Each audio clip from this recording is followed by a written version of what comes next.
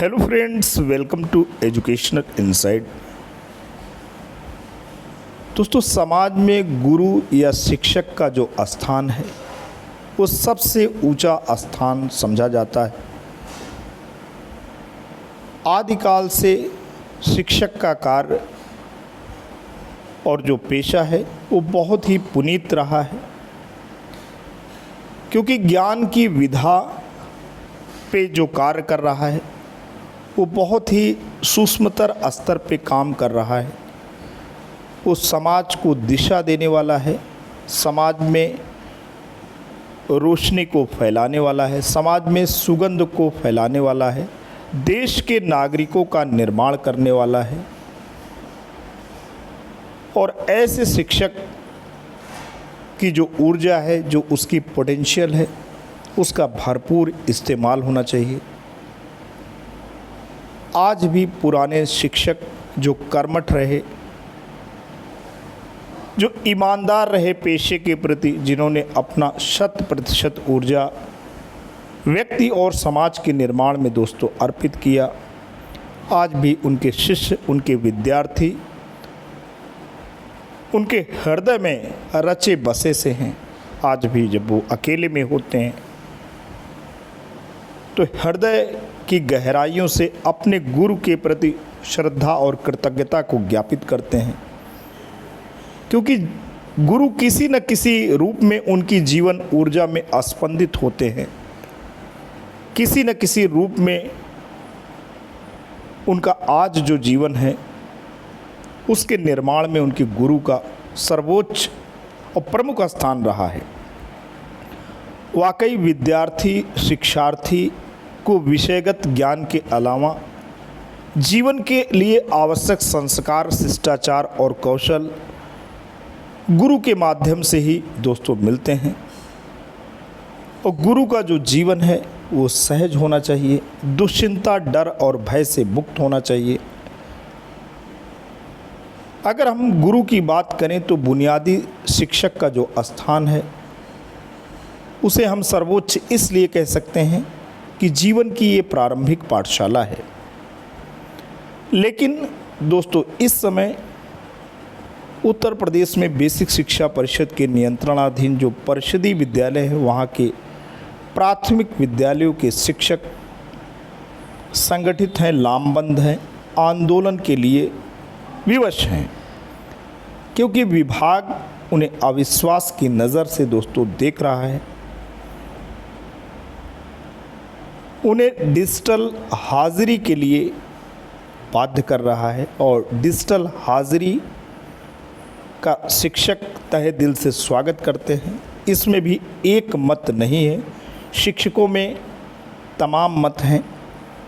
शिक्षक इस हाज़िरी को लगाने के लिए तभी तैयार हैं जब उन्हें कुछ सहूलियत मिले,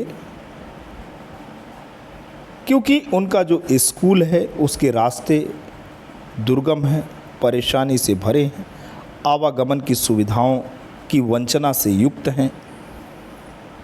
इसके अलावा भी सरकार द्वारा प्रदत्त जो भी डिजिटल सामग्री यानी टैबलेट है, उसके भीतर जो नेटवर्क है, ख़ासतौर पे टैबलेट की बात करें तो टैबलेट दोस्तों 2M दर्जे का है। उसमें जो नेटवर्क है वो काम ही नहीं करता, और टैबलेट के अंदर जो सॉफ्टवेयर और उसका कॉन्फ़िगरेशन है उससे काम हो ही नहीं पाता। तो शिक्षक दहशतज़दा हैं, शिक्षक परेशान हैं। मात्र डिजिटल हाज़िरी की बात नहीं है, सरकार द्वारा प्रदत्त जो भी सामग्री है उससे ग्रामीण अंचलों में काम कर पाना बहुत ही दुष्कर कार्य है, बहुत ही दुरूह कार्य है।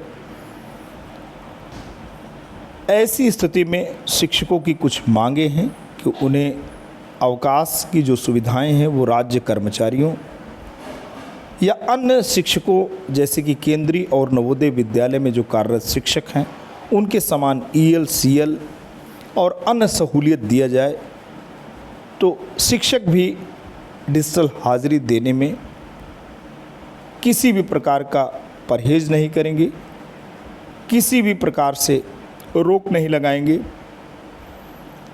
तो दोस्तों विद्यालय जो प्राथमिक शाला है, जो पाठशाला है, वो केवल शिक्षक शिक्षार्थी और विषयगत ज्ञान तक ही सीमित नहीं है।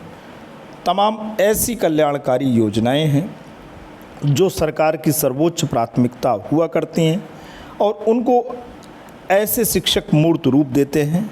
भले ही इनका नाम प्राथमिक विद्यालय के शिक्षक है, लेकिन ये अनगिनत काम करते हैं। लेकिन विभाग को इनकी कार्यशैली पे एतराज़ है और इन पर विश्वास बिल्कुल भी दोस्तों नहीं है। तो आज इस वीडियो में हम बताने जा रहे हैं कि प्राथमिक शिक्षक जिनके ऊपर डिजिटल हाज़िरी की बंदिश है, जिन्हें डिजिटल हाज़िरी के लिए विवश किया जा रहा है, वो आखिरकार विभाग में कितने काम दोस्तों करते हैं।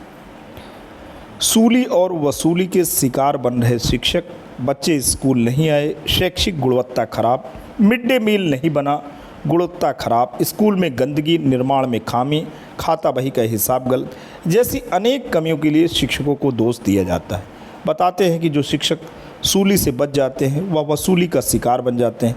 स्कूलों में चपरासी और क्लर्क का काम भी शिक्षक ही कर रहे हैं। शिक्षकों के कंधों पर इन कामों की जिम्मेदारी है। दोस्तों बाल गणना प्रत्येक वर्ष होती है। स्कूल चलो अभियान के तहत बच्चों को बुलाने होते हैं, गांव में जा कर के, बच्चों के घर जा कर के उन्हें अपने विद्यालयों की जो क्वालिटी है, जो सरकार की योजनाएं हैं, उसे बताने होते हैं। ड्रेस वितरण कराना, मिड डे मील बनवाना। अब दोस्तों ड्रेस वितरण का बात तो नहीं है, अब तो ड्रेस अकाउंट में जाते हैं अभिभावकों के, लेकिन उन्हें मोटिवेट करने होते हैं, क्योंकि अगर पैसे उनके खाते में गए और उसका बेजा इस्तेमाल कर लेंगे तो बच्चे बिना यूनिफॉर्म के आएंगे। मिड डे मील बनवाना, निर्माण कार्य कराना, दोस्तों ये भी कार्य शिक्षकों से कराया जाता है। किसी विद्यालय में ACR यानी एडिशनल क्लासरूम हो गया, शौचालय का निर्माण हो गया, स्कूल की बाउंड्री का निर्माण हो गया, या जर्जर भवनों को जमींदोज करना हुआ, और इस आधार पे पूरा का पूरा काम शिक्षकों से लिया जाता है। SMC की बैठक कराना, PTA की बैठक कराना, MTA की बैठक कराना, ग्राम शिक्षा समिति की बैठक, रसोइयों का चयन कराना, शिक्षा समिति के खाते का प्रबंधन, SMC के खाते का प्रबंधन, मिड डे मील के खाते का प्रबंधन, दूध व फल का वितरण कराना, शिक्षा निधि के खाते का प्रबंधन, बोर्ड परीक्षा में ड्यूटी करना, पोलियो कार्यक्रम में प्रतिभाग करना, BLO ड्यूटी में प्रतिभाग करना, चुनाव ड्यूटी करना, जनगणना करना, संकुल की साप्ताहिक और BRC की मासिक मीटिंग में भाग लेना, विद्यालय अभिलेख तैयार करना, विद्यालय की रंगाई पुताई कराना, रैपिड सर्वे कराना, बच्चों को घरों से बुलाना, टीलम की व्यवस्था करना, वृक्षारोपण कराना, विद्यालय की सफाई कराना, जिला स्तरीय अफसरों के आदेशों का पालन, और अंत में शिक्षण कार्य। तो दोस्तों इतने सारे कार्यक्रम शिक्षकों को कराने होते हैं। तमाम बातें शैक्षिक हैं, लेकिन तमाम चीज़ें ग्रामीण अंचलों में होने की वजह से शिक्षण पेशे से विरत भी तमाम काम कराने होते हैं। लेकिन उसके बावजूद भी शिक्षकों के प्रति जो रवैया है, जो दृष्टिकोण है, उस पे शिक्षक नाराज़ हैं, उस पे शिक्षक आंदोलनरत हैं, क्योंकि जो व्यवस्था शिक्षकों को दी जा रही है, जो एप्लीकेशन दिया जा रहा है, जो टैबलेट दिया जा रहा है, उस तौर तरीके से उसकी जो फंक्शनिंग है वो प्रॉपरली तरीके से नहीं हो पाती है, और उसमें जो सॉफ्टवेयर है उसमें भी दोस्तों दिक्कत है। तो कुल मिलाकर के इस समय जो स्थिति है वो सरकार और शिक्षकों के बीच में दोस्तों तालमेल नहीं है। अब इस जो संवादहीनता है, जो गतिरोध पैदा हुआ है, उसको सरकार ही दोस्तों दूर भी कर सकती है। सरकार शिक्षकों की जो जायज़ मांगे हैं उसको पूरा करके ये जो गतिरोध बना हुआ है, क्योंकि ये गतिरोध भी सही नहीं है, ना तो शिक्षकों के लिए सही है, ना सरकार के लिए सही है। ये गतिरोध दूर होना चाहिए। सरकार को प्रोएक्टिव रोल प्ले करना चाहिए, सरकार को आगे आना चाहिए, और जो भी जेन्युइन डिमांड्स हैं शिक्षकों की मानना चाहिए। और शिक्षक अगर उस जेन्युइन डिमांड पे काम करने के लिए तैयार हैं तो सरकार को काम भी शिक्षकों से लेने हैं, और शिक्षक भी काम करने के लिए तैयार हैं, बशर्ते जो उनकी जेन्युइन डिमांड्स हैं उसको दोस्तों सरकार मान ले। आज के लिए इतना ही। जल्द आपके समक्ष एक नए वीडियो के साथ पुनः हाजिर होंगे।